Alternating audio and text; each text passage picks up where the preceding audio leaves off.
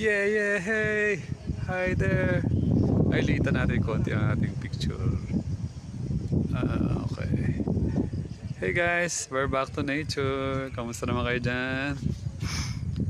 Ano bang day to? Day 3? Hello, day 3. Magbiyahe tayo ng 2 hours going dito sa Bansalan, Davao del Sur. Yeah. So, ang ganda ng view.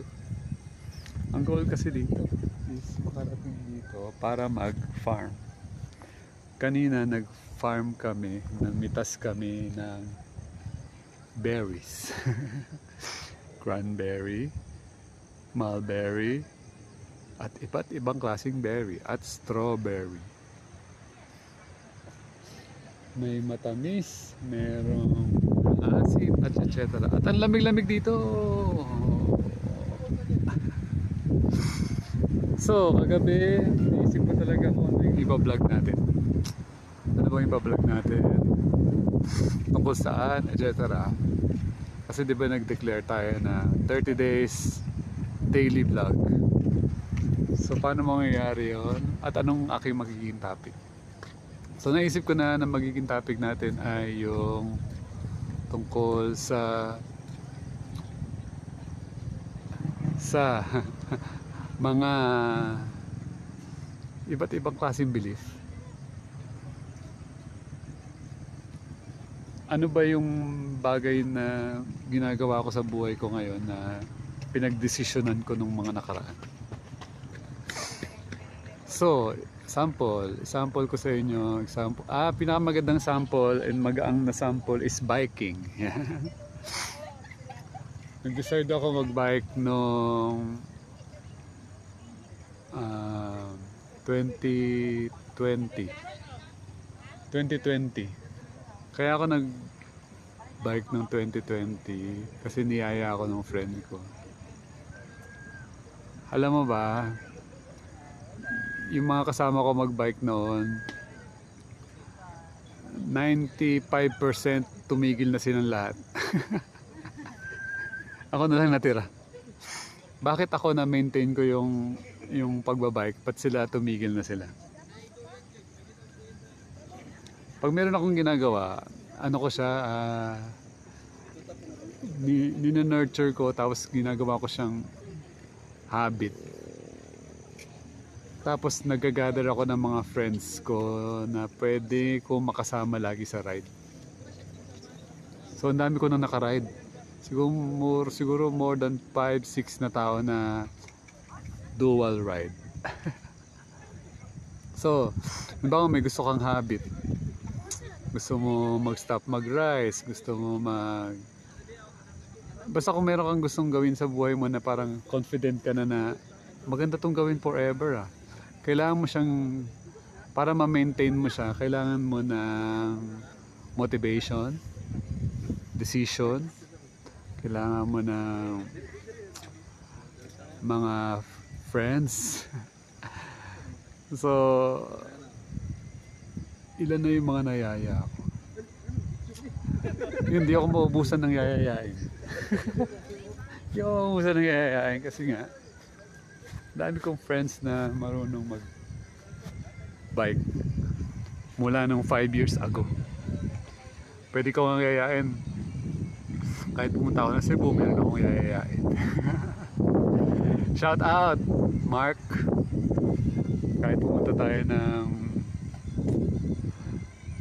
iba't ibang part ng meron tayo nakalimutan ko pangalan. Meron tayong mga taga Naga, Kamsur. So, kung gusto mo magkaroon ng habit at gusto mo siyang gawin ng matagal, kailangan mo siya,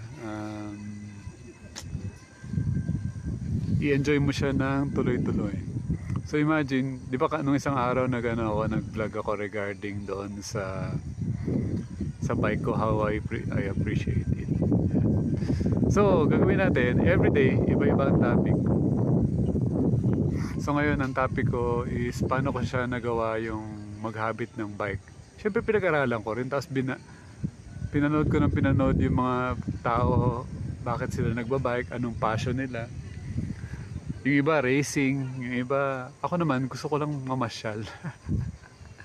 Ang dami kong gustong puntahan, gusto ko nakakarating ako sa iba't ibang lugar nang hindi gumagastos. So sobrang mura, sobrang matindi yung value na nagawa ng bike na yon. Daming experience,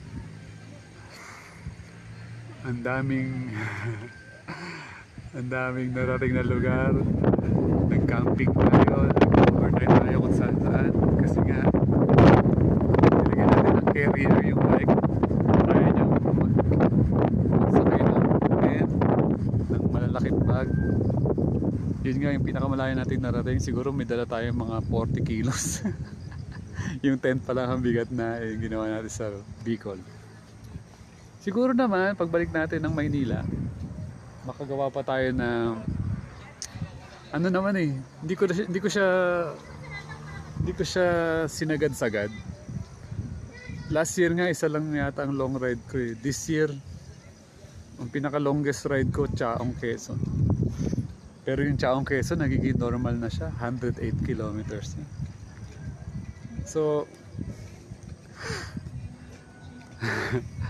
possible ang long ride ko talaga. Kasi nga ayoko na mag long ride ng mabilisan. Gusto ko ang long ride ko ay 3 araw yan. Mag-isip tayo ng 3 days. Kailangan makapag long ride tayo at least 2 or 3 days. Saan kaya?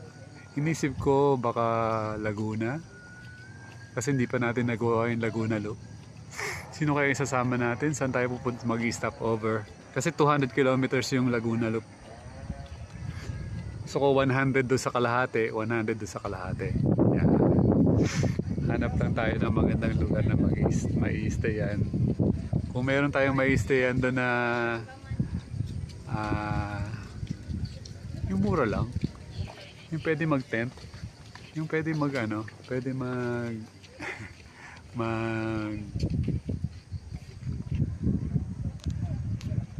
mag-tent lang, parang mura lang, hindi yung Pero kung meron kayong friends doon na pwedeng matulugan, baka meron kayo dyan, mga watchers natin. Laguna. Ang tanong, saan sa Laguna? Sa gitna ng Laguna. Kasama ba ang kasama ba ang yung dulo ng Laguna? Kasi syempre pag niloop mo siya, kailangan doon ka sa gitna. Okay, baka yun ang plano natin bago matapos ang taon na ito. Tapos next year, iba naman. Ganun siya. Dati yung 5 kilometers, 10 kilometers parang ang layo. Ngayon hindi na eh. Kasi yung ganong layo, na lang siya eh. 15 minutes na lang yung mga 10 kilometers. Yung every Tuesday, pumunta kami sa Ayala. Ni Francis Bike Adventure. Na yun? 45 minutes. Ayala. Bacorto, Ayala. Lang yun? Mga 25 kilometers. Or less than. Normal na siya. Basta importante doon, nakakarating ka sa ibang lugar nang wala kang expense. Expense lang natin pag nagpapalit tayo ng gulong. Tapos yung mga minor, yung brake pad, normal na lang siya. Tama-tama lang, sakto lang ang life. Sakto lang ang life. Enjoy ang life. So, balik tayo sa topic. Ang topic natin ay forming a habit. Kung gusto mo maka-form ng habit, kailangan ina-nurture mo siya.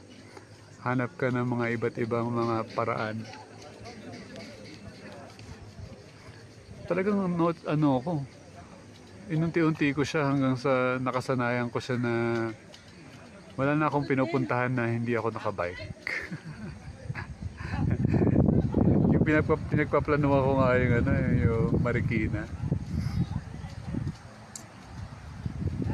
Kaya-kaya naman puntahan. Pero hindi lagi. Kasi malayo-layo rin. Kaming Metro Manila, Okay, siguro Manila tour tayo pagdating na October. Lahat yun. Manila tour tayo sa long ride. Tapos sino gusto sumama sa mga watchers? So bago matapos to, ikot ko muna kayo ng saglit. So ganito siya kalaki. Ito siya kaluwag. Pakita ko sa inyo yung berry farm.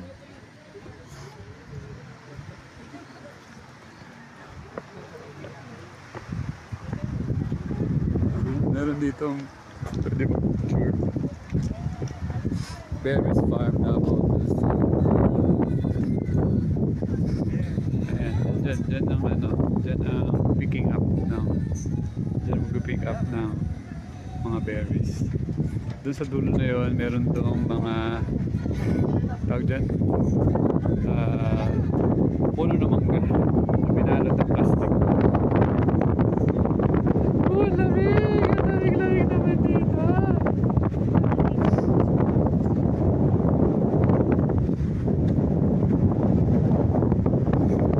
Dumating pala yung mga motor.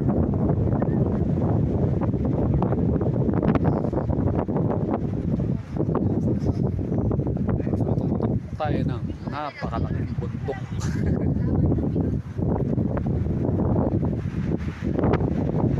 Tingnan na yun yung hangin.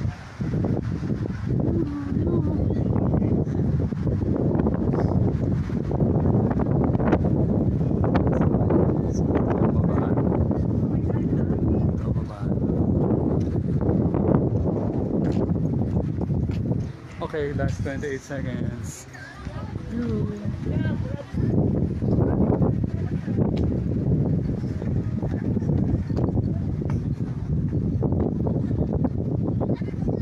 So, berries.